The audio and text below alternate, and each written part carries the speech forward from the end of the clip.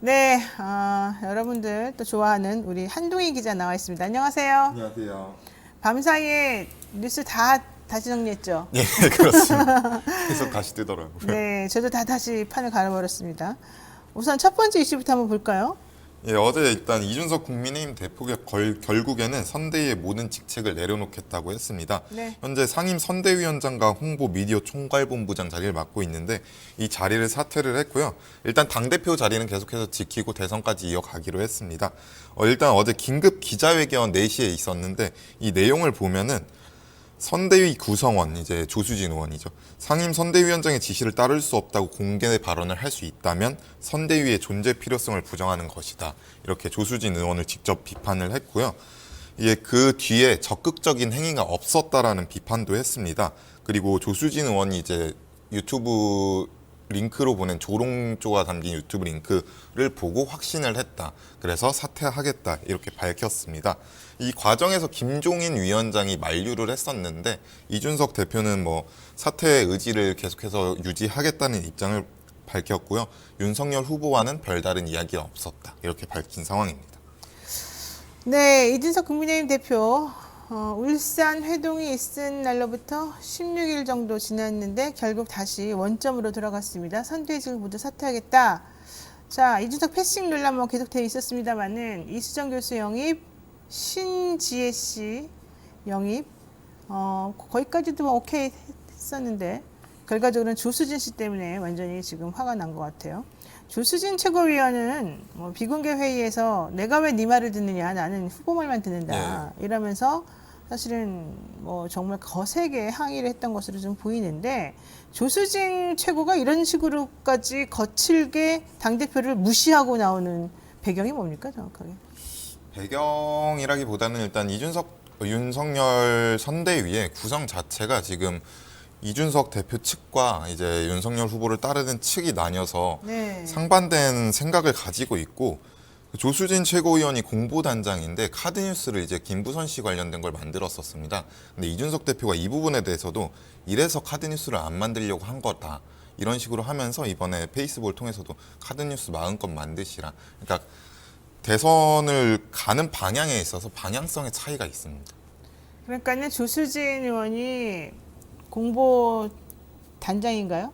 예, 공보단장. 네, 이준석 또 대표는 윤핵관들이 이런 것들에 대처하는 방식이 좀 마음에 들지 않는다. 좀 김건희 씨 관련해서도 좀 제대로 대처를 하고 좀 지저분한 방식으로 대응하지 말아달라 이랬던 것 같아요. 네, 맞습니다. 그 카드뉴스가 이제 그런 맥락이었어요. 네. 김부선 씨 관련해서 자꾸 연결시키지 말고 좀 정면 대응해서 제대로 정책 관련해서 앞으로 좀 부응할 수 있도록 해라 이런 얘기였던 것 같은데 그러니까는 조수진 단장이 내가 왜 그래야 되느냐 나는 그런 거 못한다 이러면서 서로 좀 문제가 있었고 그래서 그냥 다 내 잘못이다 그러고서 봉합이 됐는 듯이 보였으나 그래놓고 뒤로 또 나중에 기자들에게 우리 이준석 떼쓴다 제정신이 아닌 거 아니냐 뭐 이런 식의 그런 말이 담긴 또 링크 가로세로 연구소에 그 링크를 또 보내는 게 좀 걸렸다는 거잖아요. 맞습니다. 그러니까 뒤통수 맞았다는 건데 한마디로 말해서 자 그러면 좋아요. 선대위 관련된 거 다 그만둔다고 칩시다. 근데 당대표는 유지한다는 건 무슨 말입니까? 요즘 상황에서 당대표는 무슨 의미가 있습니까? 당대표 유지하는 거는 뭐 이게 뭐 정확한 건 아니고 이제 사실 사퇴하는 과정에서 뭐 찌라시 대전이라고 해서 기자들 사이에서 돌기도 했었습니다. 그러니까 당대표를 유지하는 이유가 지방선거가 이제 곧 있는데 거기서 공천권을 행사하기 위함 아니냐, 그러니까 자기 정치하기 위함 아니냐 이런 비판도 일단은 나오고 있는 상황입니다. 네. 아휴, 복잡스럽고요. 저는 이준석 대표 좀 지키고 싶은 마음이 이준석 대표는 나를 안 지키겠지만 저는 좀 지키고 싶은 마음이 갑자기 팍팍 드네요. 자, 좋아요. 이런 갈등. 자, 그런데 윤석열 후보가 결과적으로는 이 상황을 정리를 못해서 김종인 현대 위원장, 총괄선대위원장인가요? 내가 해결하겠습니다. 라고 했다니까 한번 지켜보도록 하죠. 이 상황에서 홍준표 의원이 또 어떤 역할을 할지도 좀 지켜봐야 되는데 아무래도 제가 그 관련자들의 얘기를 들어보니까 윤핵관들의 얘기를 들어보니까 이준석 이제 돌아오지 말아라. 너 돌아와봤자 소용없다. 이런 얘기가 되게 우세했고요. 아직까지는. 이핵관들은 이준석 대표의 측근들은 이제 좀 정리해서 우리 대표가 돌아갈 수 있는 길을 만들어줘라. 이런 것 같아요. 기류가. 누가 이길지 한번 보겠습니다. 예, 남의 싸움하는 구경이죠. 자, 두 번째 이슈 보겠습니다. 아, 이거는 도대체가 뭡니까? 이거 한번 얘기해 볼까요? 일단 이 과정에서 이런 일련의 과정들에서 뭐 지난달 30일에도 그랬고 울산 회동 때도 그랬고 지금도 그랬고 윤석열 후보의 리더십의 문제가 계속해서 드러나고 있습니다. 네. 그래서 결국에는 김종인 위원장을 중심으로 선대위를 개편을 해야 된다. 이렇게 이야기가 나오고 있고요. 그러니까 김종인 위원장 같은 경우에는 지금 전반적인 선대위 운영을 살펴봤더니 지금 이대로 갈 수 없다고 판단을 했다 이렇게 밝혔습니다. 그래서 뭐 지금이 항공모함에 비교했는데 지금의 선대위 상황을 그래서 이제 검찰 출신들이나 이제 중진 의원들 중심으로 이끌어져 있는데 사실 뭐 기민한 대응도 못하고 김건희 씨에 대한 대응도 사실 여러 갈래로 나뉘어져 있는 상황이기 때문에 김종인 위원장 중심으로 기동헬기를 띄우겠다 이렇게 밝혔고요. 인사도 앞으로 과감하게 조치를 취하겠다 징계 가능성까지도 언급을 한 상황입니다. 근데 김종인 총괄 선대위원장이 이제 앞으로 뭐 선대위 전면 개편하겠다, 칼을 내가 잡아서 알아서 하겠다라고는 하지만 과연 그게 가능할 거다 이렇게 보는 사람들은 많지는 않은 것 같아요. 예, 그렇습니다. 만약에 그럴 것 같으면은 이준석 대표가 뭐 이렇게까지 했겠느냐 이런 얘기 나오고 김 총괄 위원장 힘이 그렇게 세지 않다. 예. 지금 장제원 의원 어제 하는 거 보세요. 예. 당장. 예, 맞습니다. 제가 봤을 때는 쉬울 것 같지는 않은데 결국 김종인 중심으로 전면 개편 가닥 잡는 것처럼 보이겠으나 이것은 일단 초반에만 그렇게 보일 것이다. 예, 근데 이제 일단은 어제 윤석열 후보가 밝힌 내용이 이준석 대표와 조수진 의원 사이의 갈등을 김종인 위원장에게 모두 일임했다. 김종인 위원장이 알아서 해결해 줄 것이다 라고 말을 했습니다. 근데 이게 김종인 위원장이 전화를 했지만 해결되지 못했고요. 지금 나머지 상황도 김종인 위원장에게 모두 일임을 하고 믿겠다 이렇게 얘기를 하고 있는 상황입니다. 그럼 윤석열 후보는 뭘 하겠다는 거야? 그냥 김 위원장이 알아서 하고. 지켜보겠다 계속. 글쎄요. 과연 그게 될지 모르겠어요. 그리고 더 특이한 거는 뭐 김종인 위원장이 김건희 씨 꼭 등판해야 되느냐 이런 얘기 했는데 오늘 윤석열 후보도 김건희는 원래 영부인이라고 부르지 말아달라 아직까지는. 그리고 원래는 선거 도중에 나올 생각도 없었다 뭐 이런 얘기잖아요. 그게 예, 무슨 말이에요? 그렇습니다. 왜 그 대통령 될 사람의 부인이 선거 도중에 안 나온다는 거죠? 김종인 위원장 같은 경우에는 과거에도 이런 사례가 있었다라는 얘기를 하고 있는 거고요. 김종인 위원장도 스스로 리스크라고 판단했기 때문에 방어하는 차원에서 그런 얘기를 한 게 아닌가 싶습니다. 근데 과연 이게 예전에 김대중 대통령이나 뭐 김영삼 대통령이나 이런 분들이 대통령 하려고 할 때 그 부인, 영부인의 그런 배우자 이런 분들에 대해서 국민들이 생각하는 것하고 요즘은 많이 다르더라고요. 네. 그래서 요즘 사람들은 배우자를 보고서 뭐 대통령 뽑겠다라는 사람도 50%가 넘는 상황이어서 제가 봤을 때는 이게 과연 맞는 말인지 모르겠어요. 너무 무책임해 보이지 않습니까? 예, 그렇습니다. 한동희 기자 같으면 어떻겠어요? 배우자는 등판하지 않고 그냥 딱 오로지 그 후보만 봅니까?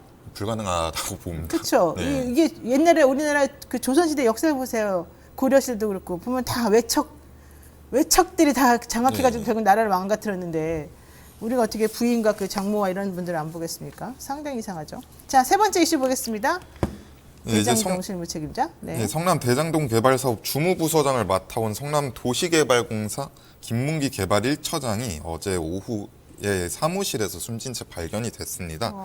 그러니까 유동규 전 본부장에 이어서 두 번째인데 일단 어제 가족들로부터 연락이 되진 않는다 그래서 직원들이 파악을 했고 이제 경찰에 신고를 해서 오후 8시 30분께 확인이 됐고요. 네. 김 처장 같은 경우에는 올해 초까지 이제 대장동 개발 사업 실무 책임을 맡았고 유동규 전 본부장과 측근으로 분류가 됩니다. 그런데 대장동 사업 협약서에 초과 이익 환수 조항을 삭제한 핵심 인물이다. 이런 의혹을 받고 있는 인물이고요.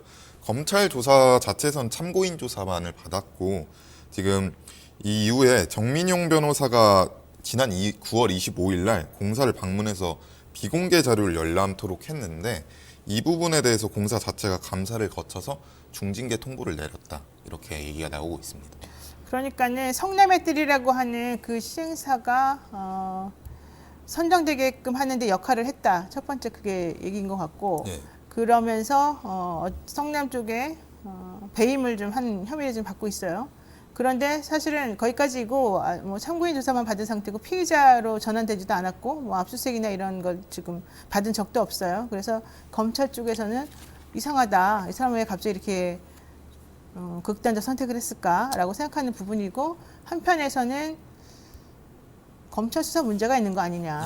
예. 방향을 이렇게 잡으니까 지금 계속 그런 거지. 이렇게 얘기하는 것 같아요. 제가 지난번에 남욱 변호사를 만나러 갔다 왔습니다.